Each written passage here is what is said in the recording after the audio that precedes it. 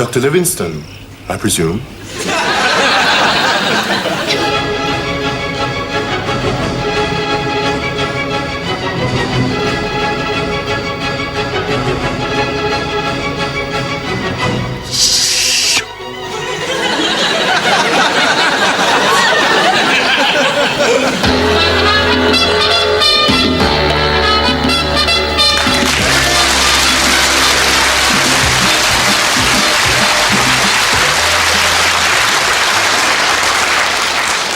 Good evening. And now here is a word from our man in the street.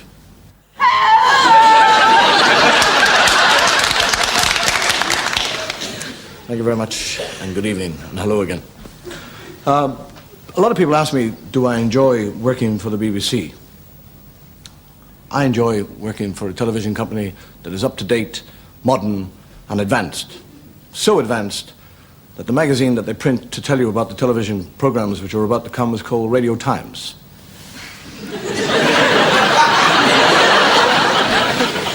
I mean, who but the BBC would put the midnight movie on at 11:30?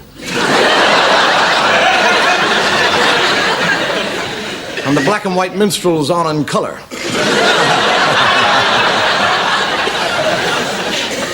Even this show is called Show of the Week. We do it once a fortnight.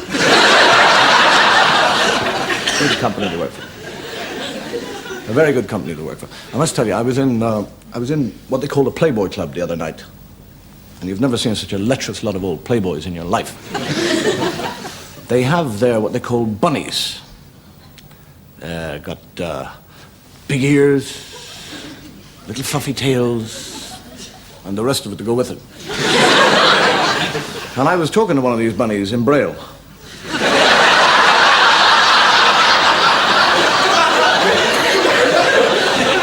I said, tell me, how do you get on with this clientele? Because you're very seductively dressed, and they're a very lecherous lot.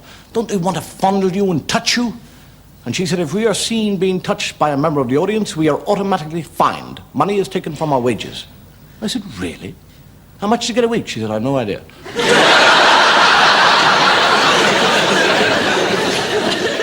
You know, in the Playboy Club, they have bunny mothers, which is a nun with buck teeth.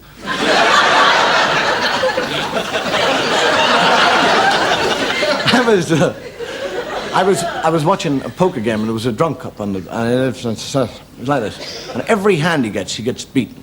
If he gets two pairs, somebody gets threes. If he gets threes, somebody gets a run. If he gets a run, somebody gets a flush. If he gets a flush, somebody gets a full house. If he gets a full house, somebody gets fours. Every hand he gets, he's beaten.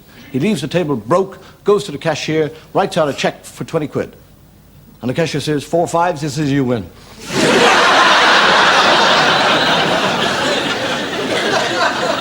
That's a great thing about the drunk, you see.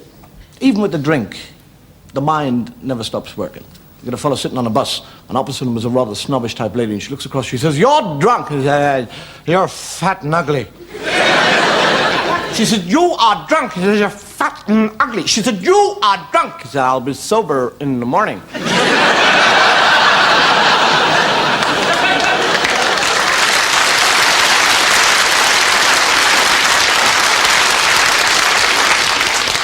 The other drunk driving his car at 70 miles an hour, hits a bend, a patch of oil. Like through a wooden fence. Down a slope, turns over 6 times. Hits the bottom and bursts into flames. Policeman runs down, pulls him out of the car, says, you drunk? He said, of course I'm drunk. What do you think, I'm a bloody stunt man?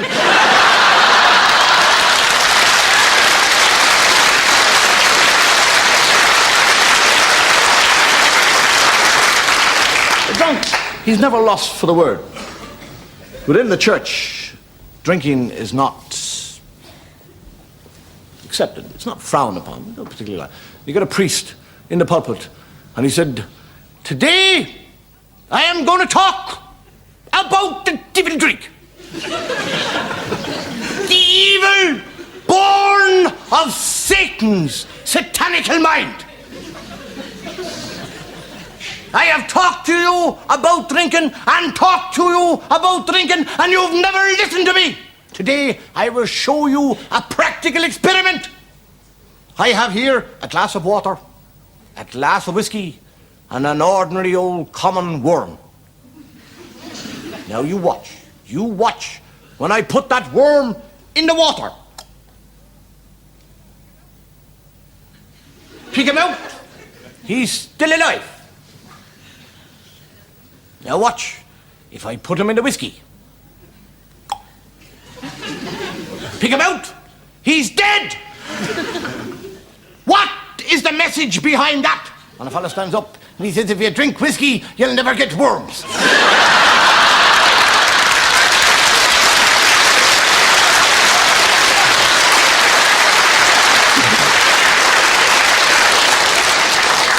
You get the train going from Dublin to Cork. There's a fellow walking up and down the corridors and he's got a couple of bottles peeking out of the pockets. And he's saying, is there a Catholic priest on the train? Is there a Catholic priest on the train? Is there a Catholic priest on the train? And he goes up and he comes back down. He says, is there a Catholic priest on the train? Well, the fellow steps up and he said, I'm not a Catholic priest. I am a Methodist minister. And if I can be of any help, I would gladly help you. And he said, oh, no, sir, it's all right. I'm just looking for a corkscrew.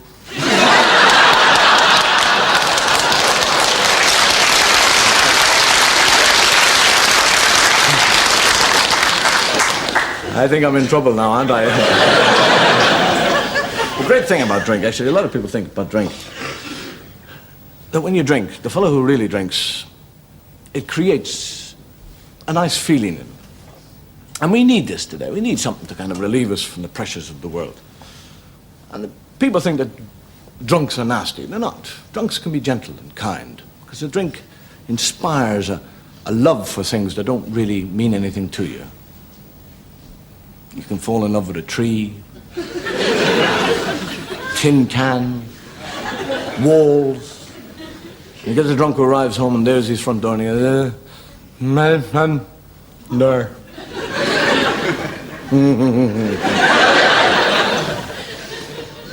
I love you. The key for the front door. Kiki.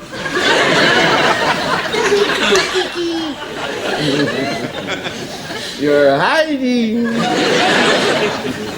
We're going to open the front door.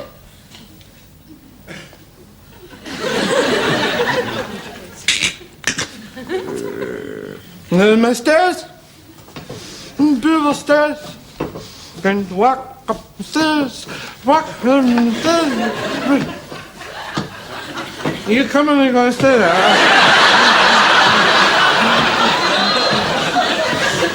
And then my bedroom door. And then my bed. And then my wife. And there's me.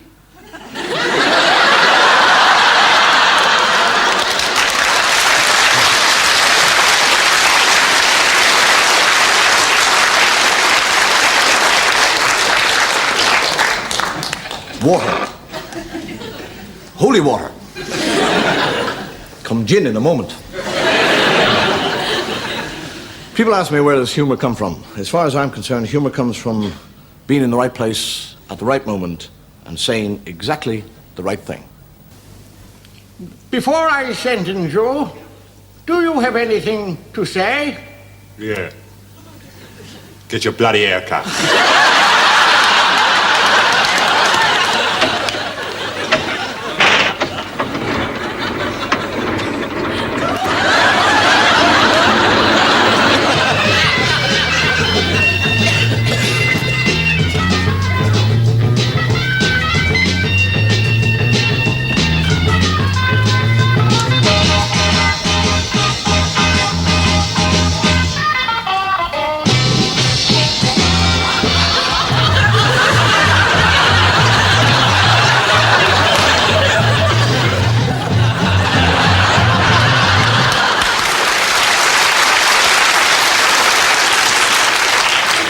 A part of the Irish folklore is leprechauns, little people.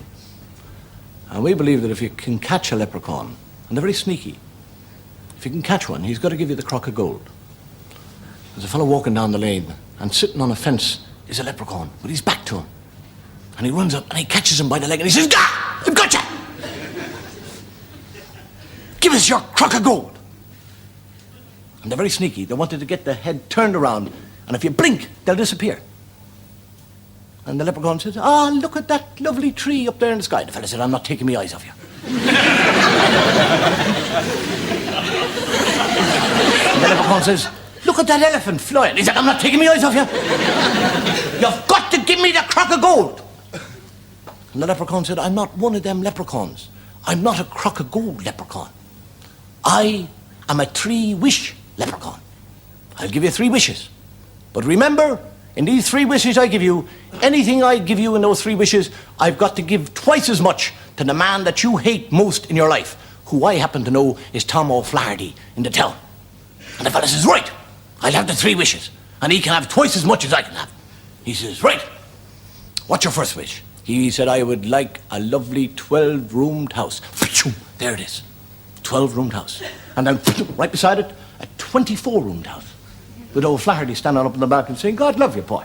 I didn't even think you liked me. God love you for the house. Thank you. And the leprechaun says, what do you want for your second wish? He said, I want 10 of the most beautiful girls in the world. There they are. Next door, 20.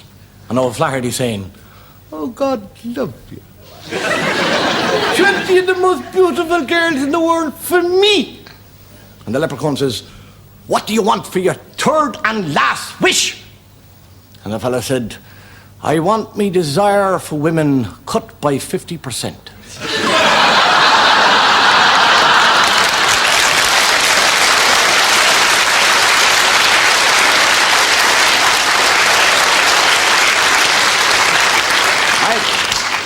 As an Irishman, I've been asked many times, do leprechauns exist and do I believe in them? And for the book, they don't exist, but I do believe in them. Magic is all very well in the mind of a child, but what of the adult? If the adult were given just one speck of magic in his life, would his mind be able to accept it?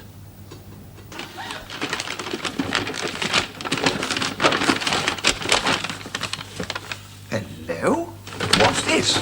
Aladdin's lamp. What is your wish, showmaster? Oh, I say. Wizard. Very well, master. May I help you, sire? Golly. Yes, ma'am.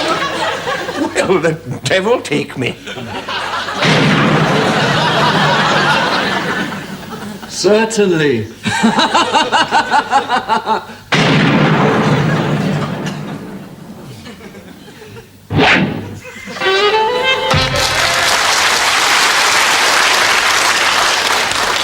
If you go to a clairvoyant, who do you see sitting around the table?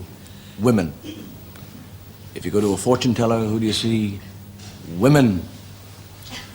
When a woman picks up a newspaper, she doesn't read the headline, she goes straight to the horoscopes. Women are much more concerned about the future than men. I suppose they have to, they live longer. But if man is not worried about dying, he is certainly worried about living and what the future might have in store for him. Well, what do you see? The mist is rising, but the gloom is falling. There is darkness. Oh, but I see 2 things, O Prince. Firstly, a terrible accident will befall you. And secondly, you will be the last of your family line.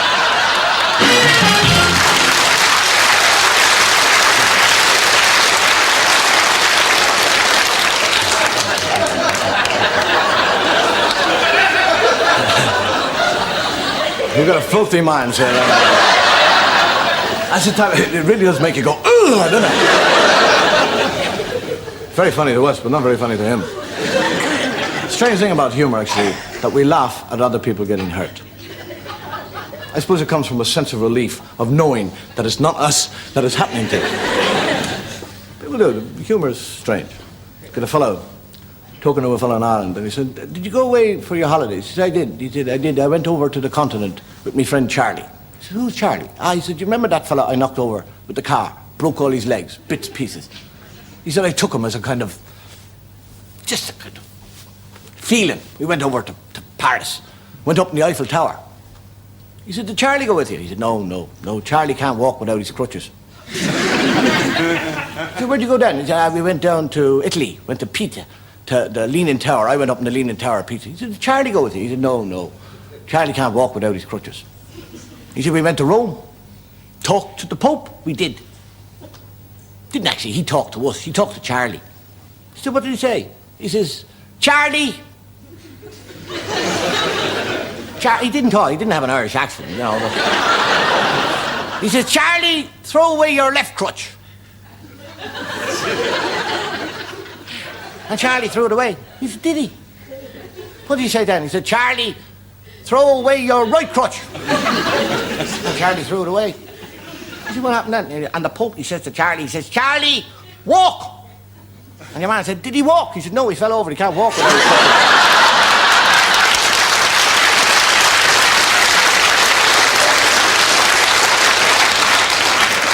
There's no doubt that humour is painful, and we have got some fairly painful examples coming up. Let's see if you'll prove me right or wrong.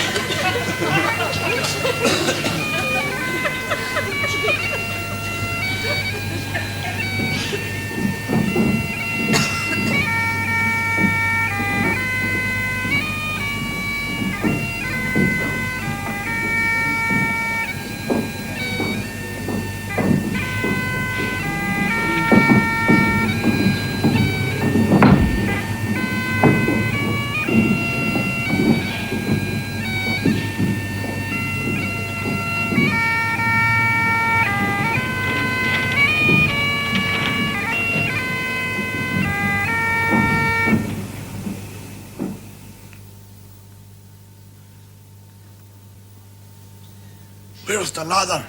On the left. No, my left.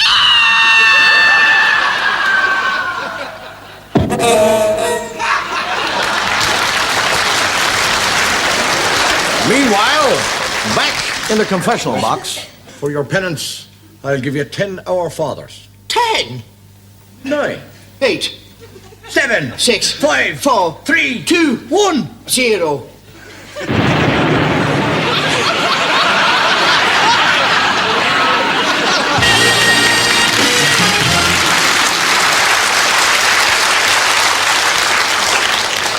Every man, woman, and child has had what we call an embarrassing experience. I've had many.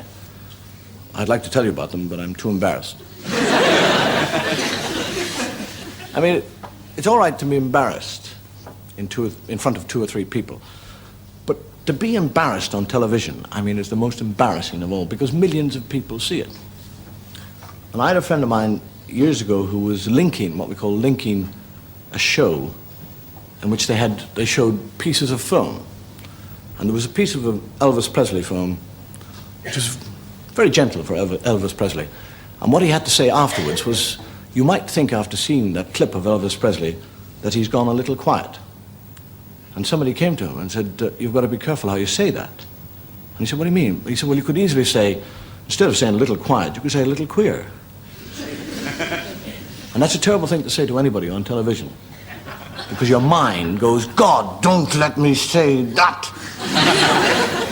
And he's waiting, and the film clip comes up, shows, and the camera comes on, and he said, you might think, after seeing that clip of Elvis Presley, that he's gone a little quiet. I mean queer. I don't mean queer, I mean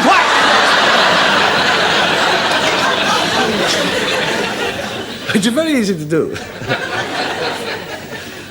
I mean, that fellow over there, you could be embarrassed if I were to tell you how embarrassing you look from here. But I don't wish to embarrass her, so I won't say anything about it. The only thing I know is when I said that, that lady beside you nearly broke her neck. Embarrassment comes in many forms. You don't have to be in an embarrassing situation to be embarrassed. And you can work that out. Okay, Big Louie. We know you're in there. The place is surrounded. Come out with your hands up.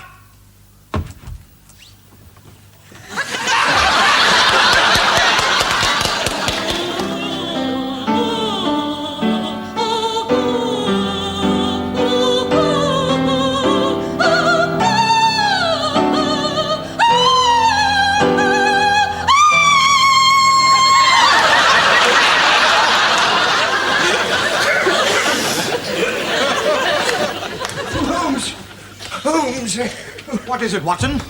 You look perturbed. well, I am, Holmes, I am. Well, just now I was out buying my Times, and I happened to hear 2 ladies discussing. Yes, Watson, discussing what? Well, I find it all so very distasteful, Holmes. I can't bring myself to repeat it. But you must, Watson. Things, Harvard, are rather like a cancerous disease, eating away at the very soul. As a good Englishman and a loyal subject to Her Majesty the Queen, I am not much in agreement with the doctrine of the Roman Catholic Church.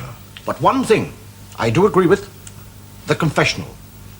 It allows one to unburden oneself, to free oneself of a dangerous mental load. Take my advice, Watson.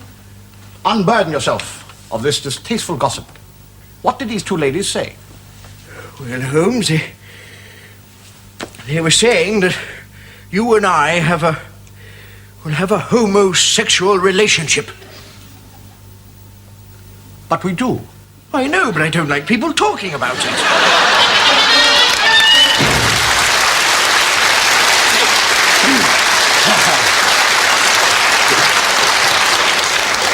I occasionally enjoy having a little dig. It is said that God, in making woman or woman, gave her beautiful hands, beautiful hair, beautiful shape. He gave her the maternal instinct. He gave her femininity. He gave her tenacity. And then he spoiled it all by giving her a tongue. Women are naturally suspicious creatures. For example, every morning that Eve woke up, she would count Adam's ribs.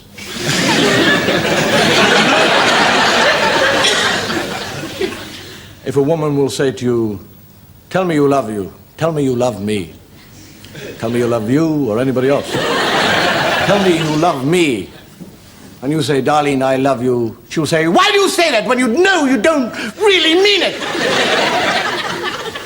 Women have a habit of taking what a man says as literal. Darling. Darling. I love you, I love you. darling. Yes, darling. Promise me one thing. Anything, darling. Promise me you'll never ever change. Yes, darling. I want you just as you are, Yes, darling. always to be the same. Yes, darling. I want to remember your dark hair, Darling. Cynthia, darling. your mischievous small boy look, Yes, my...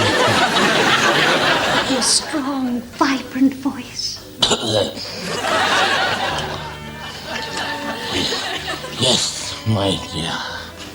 Your lips full of passion, close to my ear. Oh, don't ever change.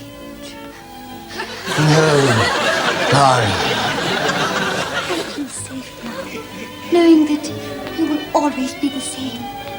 And knowing that I create in you a desire as old as mankind, a desire to take me, oh, take me. Darling. Just like a man, your word means nothing.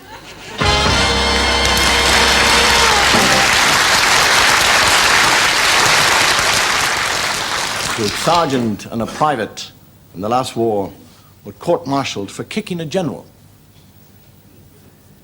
And the chairman of the court said to the sergeant, "Why did you kick the general?" He said, "It was rightly, sir." He said, "The general's car drove up, and door open, he stepped out, right at my foot. I'd been trained to kill, react, boom, I kicked him." It's a complete reaction on my part. And the general said, "Well, quite plausible." He said to the private, he said, "Why did you kick him?" He said, "Well, I was standing there beside the sergeant, sir. Saw the car pull up, the door open, the general get out. I saw the sergeant kick the general, and I thought the war was over, so I'll have a go."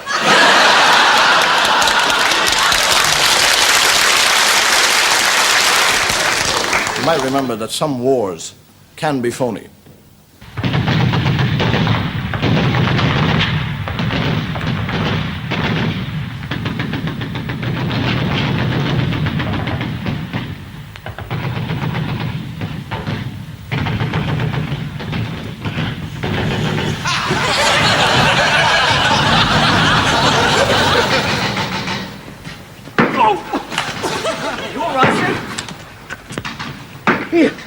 It's a miracle. Saved by me gold pocket watch. Don't be stupid. You pawned it last weekend, remember? Oh, yeah. So I did. They'll be here in a minute, Sergeant. Yeah, I say, sir, these are fairground rifles, aren't they? Good God, man, so they are. Never mind. Have to do the best we can. Here they come, sir.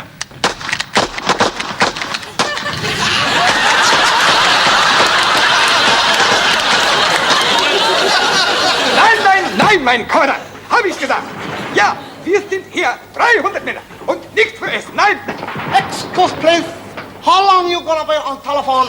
Many people wish to use a telephone.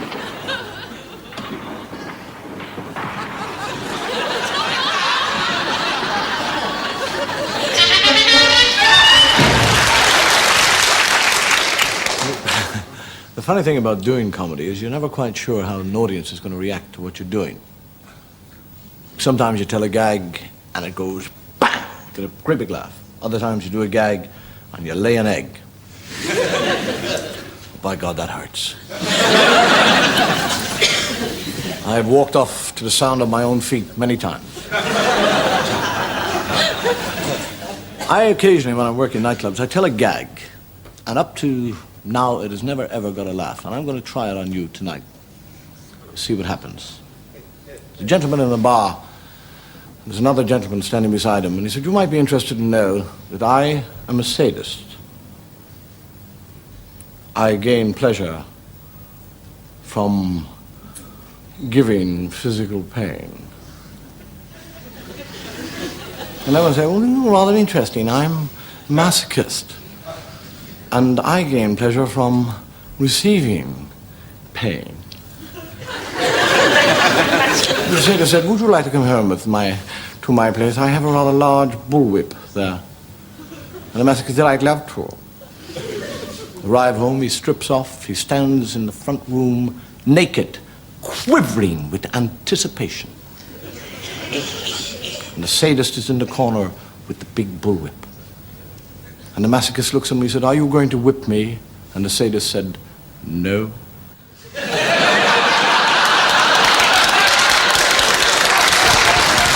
You know, people ask me, they say, "Well, what makes me laugh?"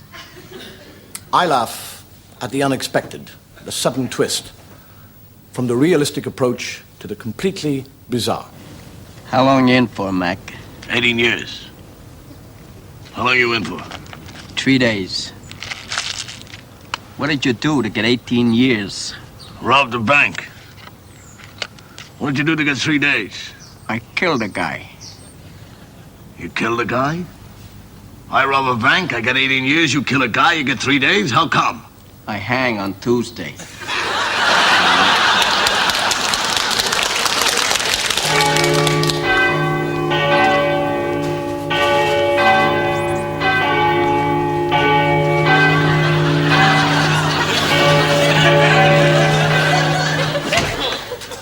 You rang, sir?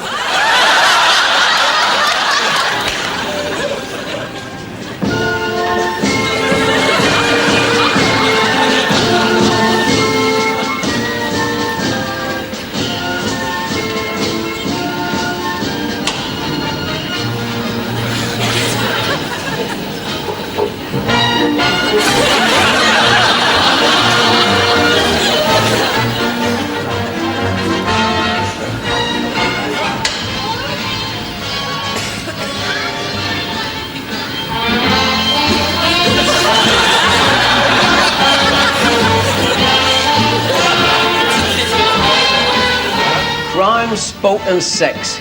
That's all you get nowadays. Think like I know what's the telly.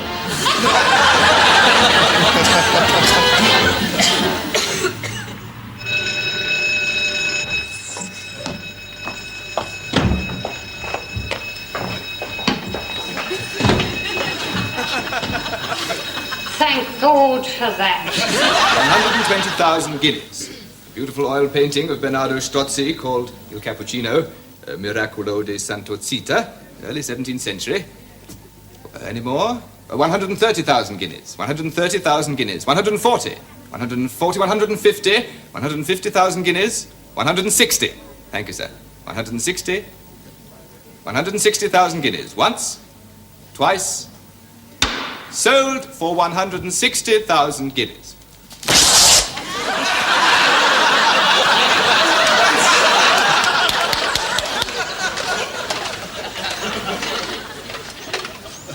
What call this castle that stands hard by? 'Tis the castle of Agincourt, my liege. What call it this brook? 'Tis the brook of Agincourt, my liege. What call it this field? 'Tis the field of Agincourt, my liege. The name of this place? White City Stadium!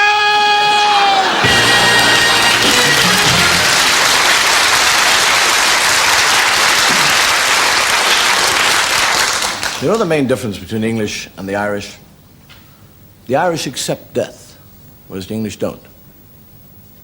Instead of moaning and groaning and wailing about death in Ireland, we have a party. Whereas the English have coming out parties, the Irish have going in. Call them a wake. They're called wakes. I don't know why, because the fellow's never ever going to come out of it.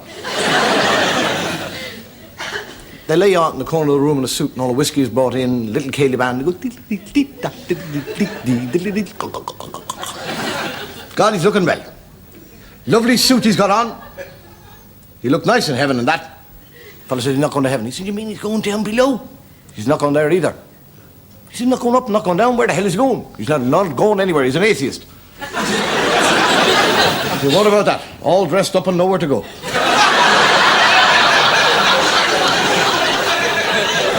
We used to have an old expression in Ireland. If you ever got into trouble with anybody and you had to hit somebody and somebody said, "What did you hit that fella for?"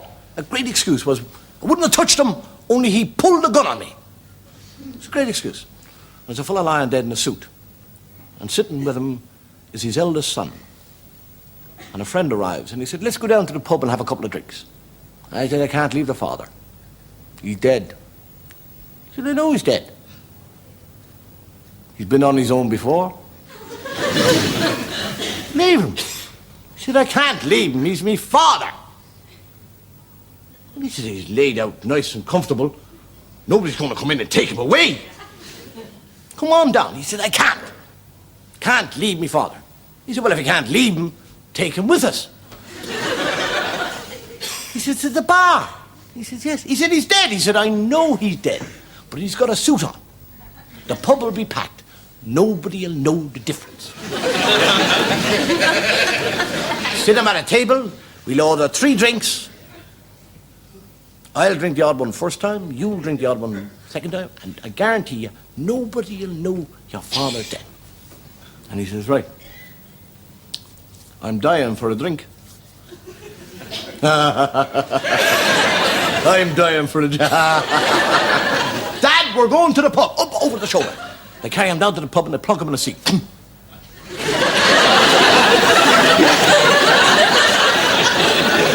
He's like that for 2 hours, and the others are putting it away like madmen. And one turns to the other, he said, I'm going to the little boy's room. He said, well, I'm going with you.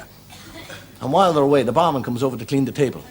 And there's the father sitting.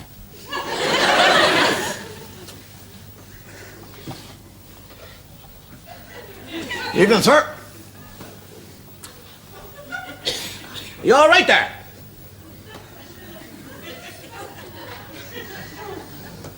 God, you're not looking well. Have you had too much to drink? Boom! The father's on the floor. The son comes back and he said, what have you done to me, father? He said, I wouldn't have touched him, only you pulled a gun on me.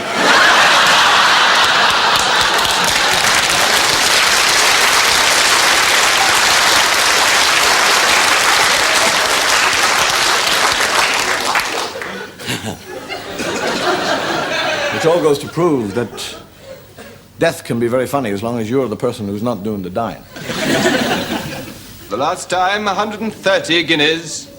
Going, gone.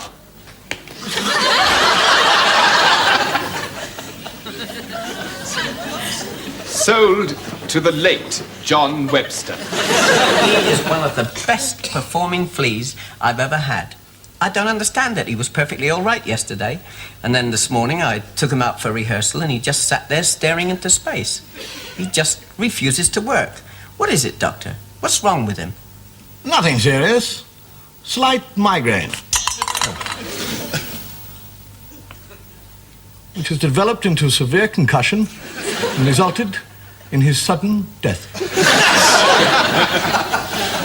Hang down your head, Colorado, wrecking me. Colorado, rocking me. It's too long. Doesn't fit. Hang down your head, sagebrush Dangerfield. Hang down. Sagebrush Dangerfield, that's even worse. It don't fit either. Who's the fellow we hanged last week? Oh, you mean Mackenzie Huberschmidt? Yeah, let's try. Oh, let's try that. Hang down your head, Mackenzie Huberschmidt. We'll never get this song finished. Hi. Hi, Tom. Hang down your head, Tom Dooley. Hang down your head and cry. Hey, Tom! Yeah? You got a minute?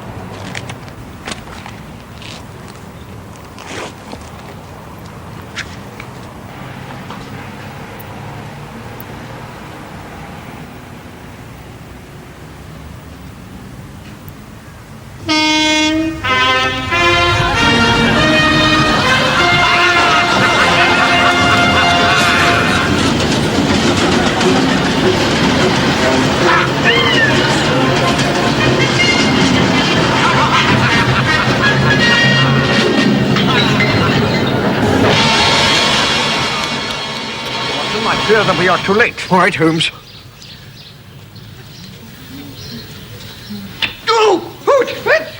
Watson? It's... My God! It's a dart! Oh, no. Oh.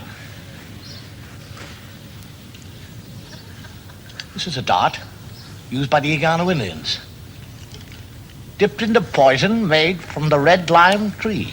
Oh, and usually used by... One man and one man only. My deadly enemy, Moriarty. Oh, God, Holmes. Watson? Yes? If the poison from this dart is not sucked from your posterior, within the next 15 seconds, you shall die.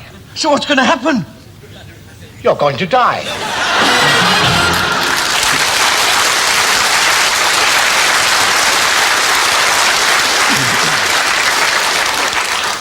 Ladies and gentlemen, we're about to come to the end of the show, and tonight I've talked about comedy. And I suppose that most comedy comes from hardship. And as long as man will survive these hardships, comedy will survive. As long as man survives.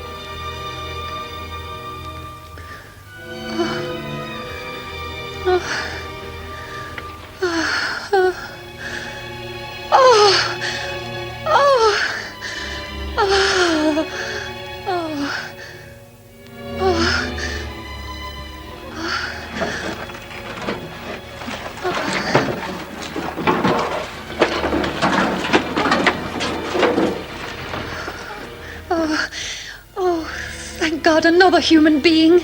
But I'm not my own for so long. Well, I've been searching everywhere. Nobody, anywhere. But now I found you, man. Oh, I knew it couldn't be the end of mankind. Well, it's God's will that you and I are going to be the mother and father of a new generation. Well, I've just realized I'm going to be a new Eve, and you're going to be Adam, the father of my children. Have I got news for you, Ducky? As